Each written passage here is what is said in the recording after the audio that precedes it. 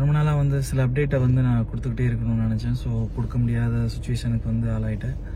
So அதனால் கண்டினியூவாக வீடியோவும் போட முடியல, அதை பற்றி அப்டேட்டும் என்னால் கொடுக்க முடியல. அதுக்கான இங்கே இருக்கிறப்ப அதுக்கான டைமும் போதிய டைமும் இல்லாமல் இருந்தது.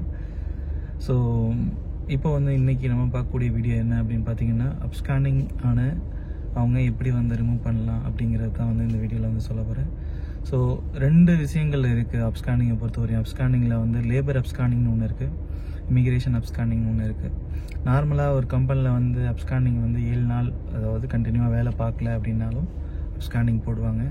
அப்படி வந்து கம்பெனியில் இருந்துக்கிட்டு நீங்கள் வந்து ஒர்க் பண்ணல அப்படின்னாலும் லேபர் மூலியமாகவும் நீங்கள் வந்து கம்ப்ளைண்ட் பண்ணி கூட உங்களை அப்ஸ்காண்டிங் போடுறதுக்கு பண்ண முடியும். ஸோ லேபரில் அப்ஸ்காண்டிங் போட்டிருந்தாங்கன்னா அதை வந்து நீங்கள் ஈஸியாக வந்து ரிமூவ் பண்ணிடலாம், எந்த ஒரு பிரச்சனையுமே இருக்காது நீங்கள் வந்து லேபர்லேருந்து ரிமூவ் பண்ணுறப்ப. ஸோ இதே வந்து இமிக்ரேஷனில் அப்ஸ்காண்டிங் போட்டிருந்தாங்க அப்படின்னா அது கொஞ்சம் டிஃபிகல்ட். நீங்கள் வந்து லேசாக வந்து டக்குன்னு வந்து உடனே போய் ரிமூவ் பண்ணிட முடியாது. ஸோ ஒரு எம்ப்ளாயர் வந்து உங்களுக்கு வந்து அப்ஸ்காண்டிங் வந்து லேபர்லேயும் இமிக்ரேஷன்லேயும் போட்டிருந்தாங்க அப்படின்னா நீங்கள் வந்து டைரெக்டாக வந்து உங்களோட பாஸ்போர்ட்டை வந்து அவீர் இமிக்ரேஷனில் வந்து சப்மிட் பண்ணிடுவாங்க. ஸோ அங்கே போயிட்டு நீங்கள் வந்து ரெக்வஸ்ட் பண்ணணும். இல்லை அப்படின்னா உங்களுடைய எம்ப்ளாயர்கிட்ட நீங்கள் ரெக்வஸ்ட் பண்ணி இந்த மாதிரி அதுக்குள்ளே என்ன பெனால்ட்டி இருக்கோ அதை வந்து நான் பே பண்ணுறேன் அப்படின்னு சொல்லிவிட்டு நீங்கள் வந்து அந்த அப்ஸ்காண்டிங் ரிமூவ் பண்ணுறதுக்கான என்னென்ன சார்ஜஸ் இருக்கோ அதெல்லாம் வந்து நீங்கள் கொடுத்துட்டு நீங்கள் வந்து அப்ஸ்காண்டிங் ரிமூவ் பண்ணுறதுக்கு டைரெக்டாக போயிட்டு எம்ப்ளாயர்கிட்ட போய் ரெக்வஸ்ட் பண்ணலாம். ரெக்வஸ்ட் பண்ணிவிட்டு அவங்க போய் அப்ஸ்காண்டிங் வந்து ரிமூவ் பண்ணுறதுக்கு ரெக்வஸ்ட் பண்ணலாம். ஒரு ஆப்ஷன் இருக்குது.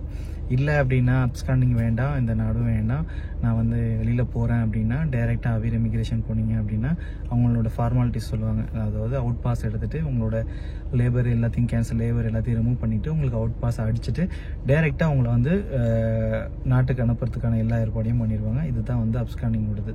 அப்ஸ்காண்டிங்கில் வந்து நீங்கள் வேறு கம்பெனியில் கேன்சல் பண்ணிவிட்டு அப்ஸ்காண்டிங் ஆச்சுன்னா அது ஒரு ப்ரொசீஜர்.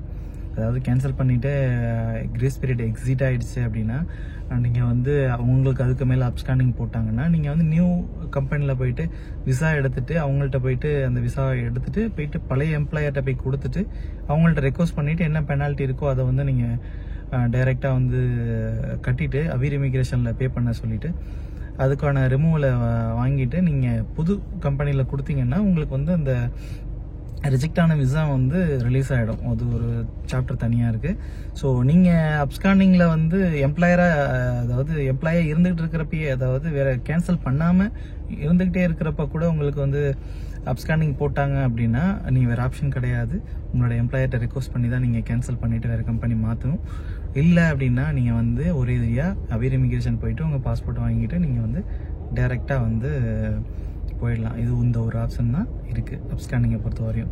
ஸோ அப்ஸ்காண்டிங் ரிலேட்டடாக ஏதாவது இஷ்யூ இருந்ததுன்னா ஜஸ்ட் ஏதாவது கிளாரிஃபிகேஷன் வேணும் அப்படின்னா ஜஸ்ட் மெசேஜ் பண்ணுங்கள், நான் கண்டிப்பாக உங்களுக்கு ரிப்ளை பண்ணுறேன்.